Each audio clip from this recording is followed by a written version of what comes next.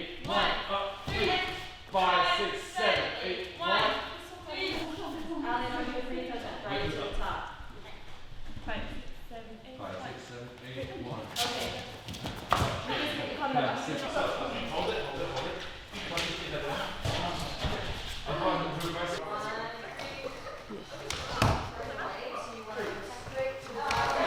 Pick up 4, 5. 5, 6, 7, 8. You guys pop off 1, 2, 3. On a essayé les portées, on a essayé la danse, on a essayé les sauts dès le premier cours. Et du coup, j'ai trouvé que c'était un sport hyper complet. Et encore, je connaissais pas du tout tout ce qu'il y avait. Et du coup, je me suis dit, ok, je continue. C'est hyper agréable de faire un sport original. Enfin, avant, moi, je faisais du patin à glace, j'en ai fait pendant 10 ans. Et c'est pour ça que j'ai essayé le tir, entre autres, parce qu'on peut aussi donner l'image qu'on souhaite et qu'on a du sport, parce qu'il y a beaucoup de sports qui ont déjà une image prédéfinie dans les sports très connus.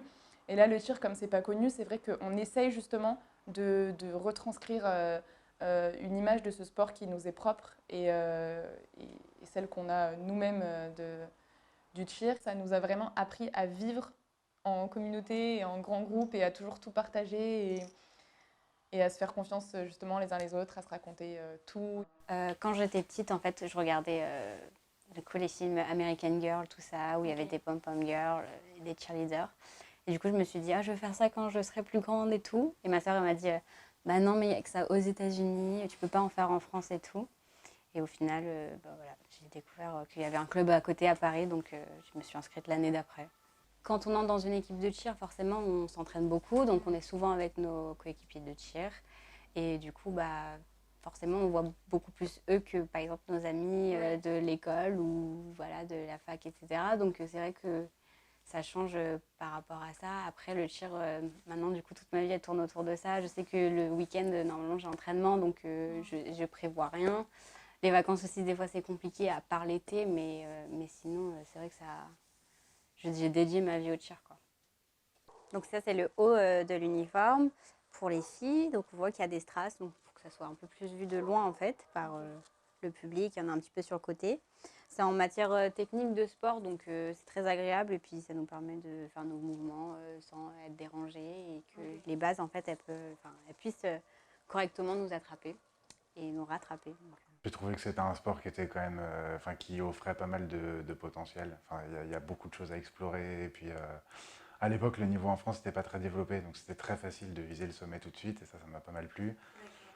Donc ouais, je regardais les meilleures équipes de France et je me disais, le niveau il est quand même très très atteignable avec beaucoup de taf. Du coup, je me suis dit que j'allais viser ça. Alors moi, sur quoi je travaille personnellement, la force brute. Donc je fais de la musculation, du powerlifting très classique. Voilà, des exercices basiques de powerlifting. Ça s'accompagne de manger plus que la moyenne pour avoir une certaine masse musculaire, ce qui aide. Ce qui aide vraiment, c'est de travailler la technique. Après, évidemment, on ne va pas se le cacher, la masse musculaire, ça aide. Plus on est gros, plus c'est facile. Et à côté de ça, la gymnastique. Tous les exercices de gym, ça part de l'équilibre sur les mains à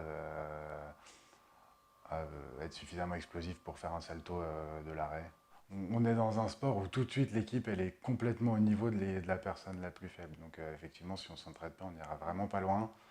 C'est vraiment pas un sport où on peut cacher les gens faibles. Si j'arrive vraiment dans une équipe, si quelqu'un est moins fort que les autres, c'est toute l'équipe qui va être moins forte et puis on va faire avec. Donc c'est vraiment un sport d'entraide. On ne peut vraiment pas être fort tout seul. Ça sert vraiment à rien. Enfin, c'est impressionnant et puis physiquement c'est quand même très très exigeant, ça mixe beaucoup de pratiques. On est, je pense, parmi les athlètes les plus polyvalents, tous sports confondus. Donc non, il n'a pas la reconnaissance qu'il devrait.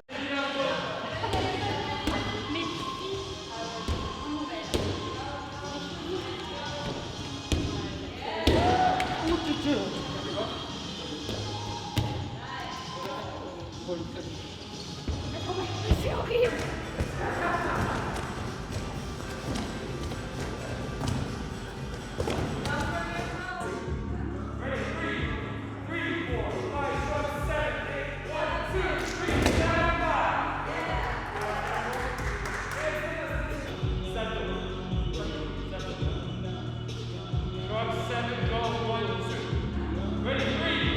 Ready, 3, 4, 5, 6, 7.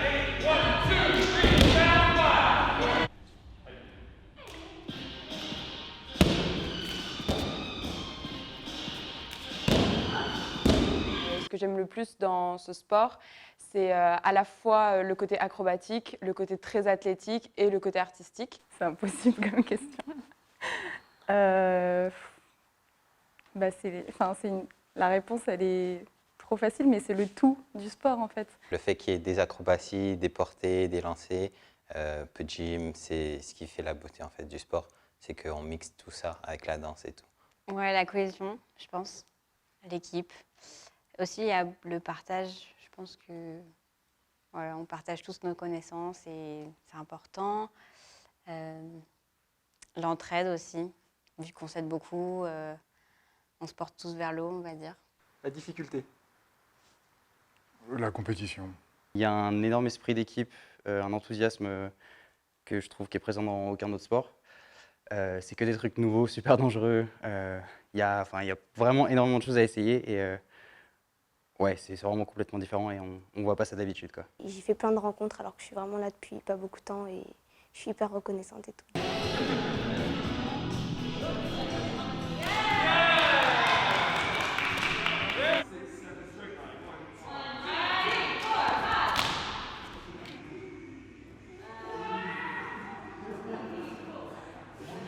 La chose que moi, personnellement, je redoute le plus en tant qu'athlète, c'est la partie acrobatique et le tumbling. C'est clairement ce avec lequel je suis le moins à l'aise et le moins douée, un peu par peur.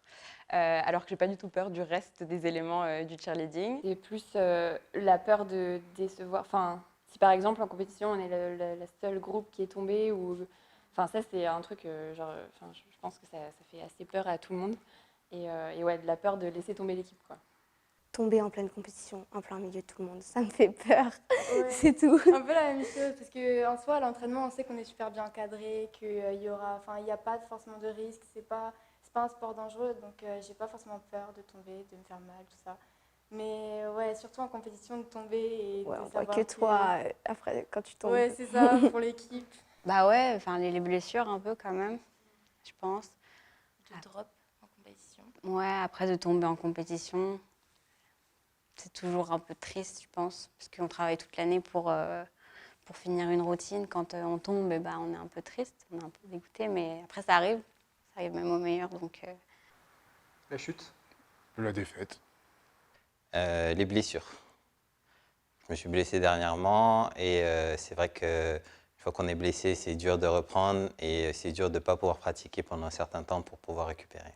C'est le physique parce que c'est pas le même plaisir d'avoir mal aux abdos parce qu'on porte une personne que d'être allongé chez soi par terre à faire des abdos avec juste une musique et de se dire vas-y, tiens, 5 minutes d'abdos et c'est tout, quoi. De voir quelqu'un se blesser à cause de moi, je pense. Si c'est une erreur de ma part, je pense que c'est compliqué mentalement de remonter et d'éviter de refaire les mêmes erreurs. 3,